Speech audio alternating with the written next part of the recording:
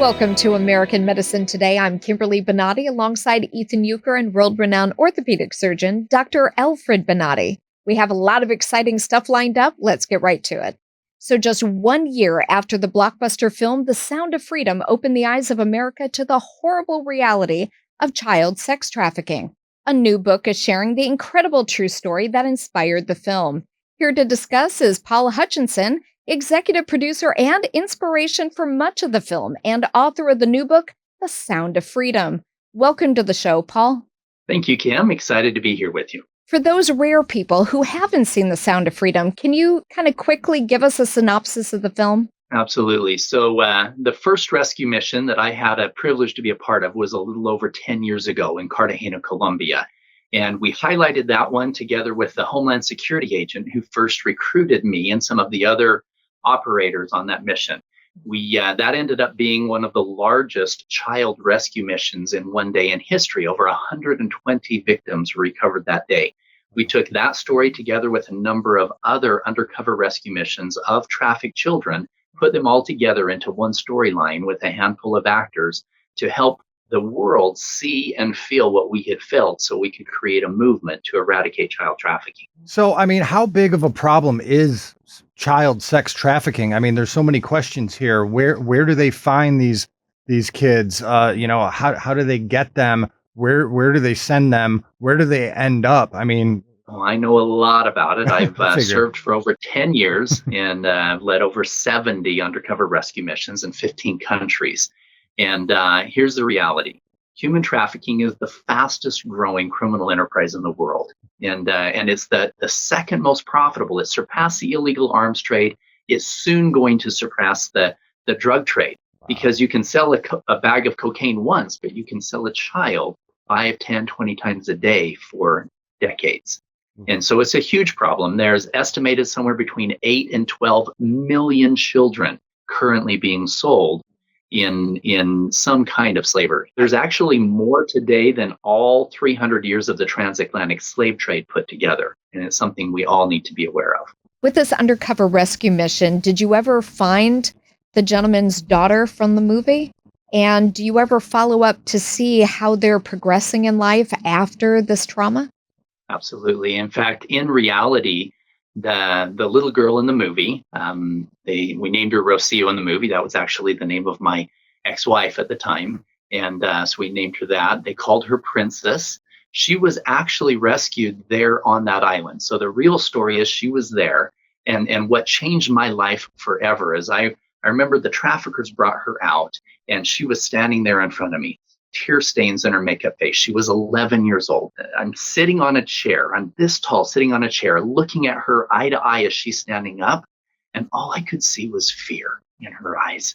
And everything in me wanted to just say, you're going to be fine. You're going to see your parents again. I couldn't say that. I'm still undercover. We got traffickers around us. And I made a commitment at that moment to myself, to God, to that little girl, that I was going to dedicate my life to eradicating that evil from the face of the earth. So many parents will come out of the Sound of Freedom movie and they will say, oh, I want to do something. I want to fix this. You know, the worst thing you can do is go to Colombia and go try to rescue some children. You're going to get shot, right? The best thing you can do is go home and hug your children. And people say, well, how is that going to help? How is that? Well, the majority of children that are in these horrible situations actually come from broken families, runaways, a broken foster care program, or in the case of the border, thousands and thousands of children that are being taken from poor neighborhoods in Latin America that are being brought across. But for us as good Americans and healthy families, the best thing we can do is have that relationship with our children.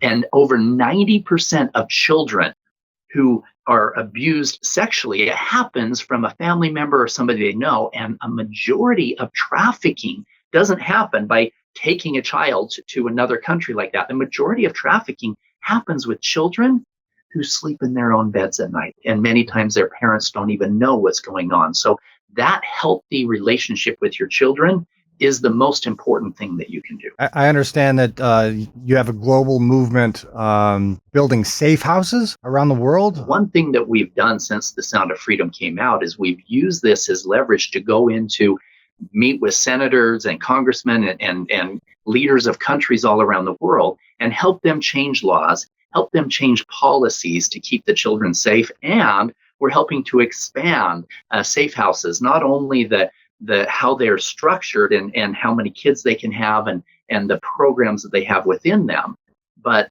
more importantly, the ability to really help these children heal and live a normal life, or in the best case scenario, find a healthy family for them. Now, if the parents reported them abducted, then that's easy to find them and get them back. But unfortunately, a lot of these kids come from broken homes or runaways or a foster care program, and that's where the real healing starts. So that's what we do within the Child Liberation Foundation. Is they're full-time focused on the children, on helping them heal, on expanding the safe houses and the programs that are within. As the film is being turned into a book, what is the release date? And very quickly, what's new versus the film? It's my personal experiences all the way from the time I was first recruited, goes through the details of the Cartagena, Colombia mission. It goes through the details of other missions that I was a part of.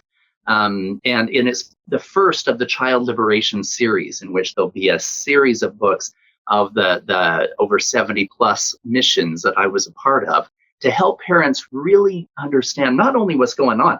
The first third of the book is all about the training of undercover operators, and you as a parent learn how to keep your children safe, some things that you can do to be aware, situational awareness stuff, hand-to-hand combat, things that you can learn, etc. So the book is written in a way where parents can truly understand tools and signs that they can use to keep their children and their family safe. So you can go again to soundoffreedombook.com and pre-order that. Well, these undercover rescue operations have been a lifesaver for these children. Thank you so much for making this your life's mission. God bless you and the rest of the group that goes in and removes these children from these sex traffickers and gets them thrown in jail. Paul Hutchinson, thank you so much for being on the program. Grateful. Thank you. We're going to take a quick break. We'll be back with more. You are watching American Medicine Today. The loss of coordination in my legs, I'd trip over my feet, end up flat in the concrete. Dr. Bonati to me was God sent. Walk like that in a while.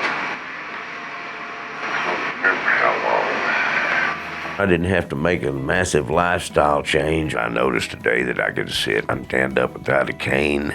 I would have to give it excellent and above my expectations. Visit AskBonati.com.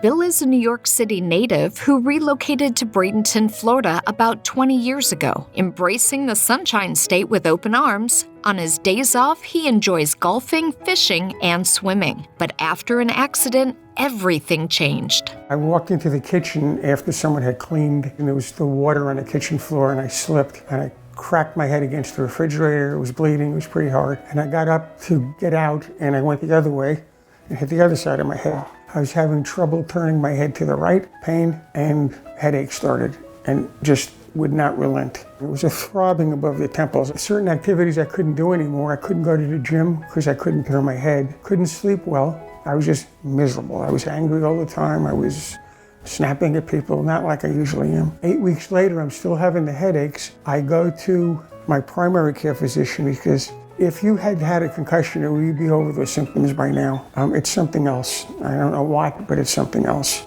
Sounds like you did some damage to your neck. He suggested I try other things before surgery, which I did. First was a neurologist in Sarasota. He called it a cervicogenic headache, put me on muscle relaxants. 2 weeks on muscle relaxants, no change. Then he upped the dosage, no change. I then went to a acupuncturist, a pain clinic. All they would do was treating symptoms. Finally went to the neurosurgeon in Bradenton. He took a look at the x-ray, and his prognosis was you need to have your disc replaced. I said, what are the odds it'll improve? He goes 60, 70%. Talked to a good friend that just had neck surgery, and the rehab was not easy. And I decided no, and I've got to do something. I really have to do something. I can't live like this for another 10 years, whatever, because I was so miserable I didn't even want to live some days. That's how bad I was. Can't do it. It's not a life. That's when Bill happened to see an ad for the Bonati Spine Institute. While researching on the website, he filled out a form and received a call from a patient advocate. I filled out the forms, I sent the MRIs up to the lady, and the next day Dr. Nowak called me, had a discussion. Can you help these headaches? Yes. What are the chances are of recovery? Is 90% plus. After hearing he was a good candidate for the exclusive Bonati Spine Procedures, he booked an appointment for an in-person evaluation. I was probably seen by at least 5 or 6 people, really explained the whole procedure to me. Dr. Nowak came in, put the MRI up on the screen, showed me exactly where the issues were at that point in time. He had a mock-up spine and skull and showed me exactly where the problem was and what they were going to do. And I said, why are the headaches? Is because your spinal fluid is not flowing well. It's restricted. And he showed me, it was like that. I was very confident. The guy was really low-key, very, very nice, great doctor. And that was it. I said, okay, I'm ready. I just couldn't put up with the pain anymore. The targeted Bonati Spine procedures are performed using conscious IV sedation. This keeps the patient in a calm, comfortable twilight state, which allows them to communicate with their surgeon when their pain is eliminated. There's a TV screen below my face, so I'm actually watching the procedure. And they're in there, I can see the instruments. At that point in time, the headache is actually gone. I was like totally amazed. It was gone, I felt fine. Came back the next morning, I said, you're good, I'll go home. That was it. So we're 11 months out, haven't had one headache. My neck feels fine, I'm golfing, I'm running a little, working out, fishing, doing whatever I want to do. It's like nothing ever happened. The guys I spoke to that had the regular laminectomies, they had to wear a collar for a month, all sorts of restrictions. I had none. This surgery, there's no rehab, there's no pain. There's absolutely nothing going on. I'm a normal person where I wasn't before. The frustration's gone. The feeling of just not being right is gone. I would like to thank Dr. Nowak. In a sense, he saved my life. And now I'm looking forward to, doing what I want to do. And the man's a miracle worker. That's all I can tell you. Very low key. He knows what he's doing. He makes you calm, puts you at ease, tells you about the procedure, does it, and you're fine. I can't speak more highly of any doctor than him. The people were very caring. You can tell they knew what they were doing. The follow-up was great. And I could not recommend any other place in the world to have surgery done. To see more stories of recovery just like this, search for the Bonati Spine Institute on YouTube, Rumble, Apple's App Store, Google's Play Store, Roku, and Amazon's Fire TV. Welcome back to American Medicine Today. So the Department of Homeland Security has opened an investigation into the Secret Service's handling of the tragic assassination attempt on former President Donald Trump. Well, here to discuss is former clandestine government operative and CEO of Remote Health Solutions, Adam Hardage. Thank you for joining us. Hey, absolutely, Kimberly. Thanks for having me. Absolutely. So obviously there's so many questions still unanswered, but overall, what was your take on the assassination attempt on our president, Donald Trump? I think if his head wouldn't have turned and it would have gone lethal, I think the country would be burning right now. I honestly believe Washington, D.C. would be on fire, top to bottom at this point. I just feel like the temperature in the nation was that high. But then the second thing I'll say, in that it didn't happen that way, I think it brought the nation and President Trump's reaction, his composure and his strength, and then the presence of mind or the inspiration that he had to stand up and show that leadership in that most iconic moment in American. I don't know if it's the most iconic moment in American history, but it is up there. I will say it looks like it was completely, at its very minimum, completely criminally negligent in the handling of that. At its worst, I believe this may have been a plot to kill the president by the most senior levels of department officials. I don't want to name particular names. I would say that that's Homeland Secretary Mayorkas and Director Cheadle of the Secret Service need to be held to account, and a full and thorough, deep investigation, not papered over, not glossed over by the media. So I think we have some very serious problems in the Federal Bureau state, not Federal Bureau of Investigation. That's one element, but of the federal bureaucracy, we have a lot of problems. I think they need to really clean house at the highest levels within the deep state. How is it possible that attendees pointed out the shooter before the rally even started? I actually saw and they something, did nothing. not to jump in, Kimberly. Basically, Trump supporters are the ones who saved Trump, you know, and did a better job of pointing out a shooter than the actual Secret Service and or local law enforcement. It's mind-boggling. How about, no, it's a 20-year-old kid who had potentially had an IED rig inside of a vehicle, also set to detonate, or it was going to remotely detonate it. Where did that kid, a 20-year-old kid, get the training and the equipment to build remote controlled explosives in a car? How does he know how to do that? It didn't seem like he had a strong background in military special operations. And then, so how did he get a ladder into the event? Right. How did he get on a roof with a rifle? I mean, the number one rule of any kind of protective service thing is take the high ground. Always take the high ground. Right. I mean, this does not take an advanced infantryman to understand this tactic of maybe we should take the tallest point and then look down and we can secure it that way. We're going to take a quick break. We'll be right back with Adam Hardage continuing our discussion. You are watching American Medicine Today. I think everybody was shocked, like, really, you had surgery today? I had a drain tube. I was at my desk doing payroll for 200 employees, worked till night, got up, went to bed. 6 days after surgery, I was back in the gym, slowly but surely working my way back to fighting, back to basically 100% of fighting, you know? So 6 days, and everybody was in awe, like, didn't you just get out of surgery? I'm like, yeah, I feel great. And like, okay, let's see how you do. And I was bowling with everybody, and I'm in the advanced class. So that sounds a lot right there. First time I came in here was Monday, and today is Thursday. I've had 2 surgeries and am doing fantastic. I'm still in shock that I can walk. That's all within 4 days. Bonati succeeds where others fail.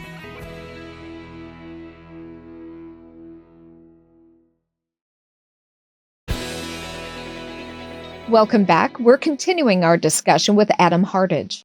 This is an assassination that failed, but not an assassination that was not planned.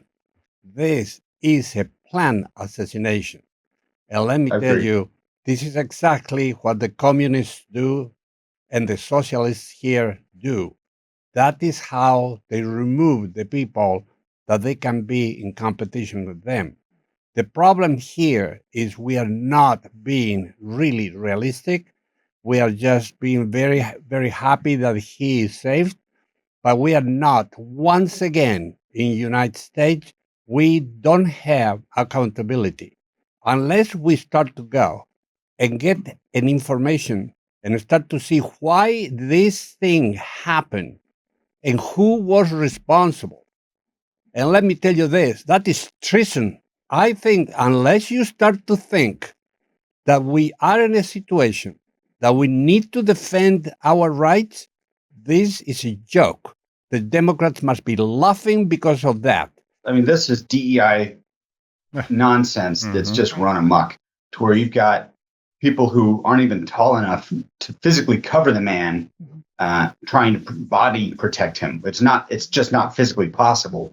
But on the one hand, they say they were understaffed, but they are also aware of this Iranian threat, supposedly, to the president. So they say also in the other breath that they had beefed up security. Right. So which one is it? Were they understaffed or did they beef it up? Well, not only that, but you also had Secret Service that was hiding themselves. They weren't trying to protect the president and shield, but actually cowering and hiding. And then they couldn't even holster their damn gun. I know. It is such a low point. And it's disrespectful to all the men and women that have gone before them, like that have held the line, that have risked it, that have put it out there.